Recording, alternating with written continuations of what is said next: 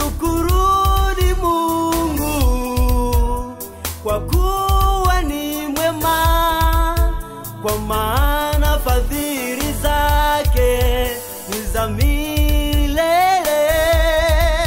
Mshukuruni Mungu kwa kuwa ni mwema, kwa maana fadhili zake ni za milele.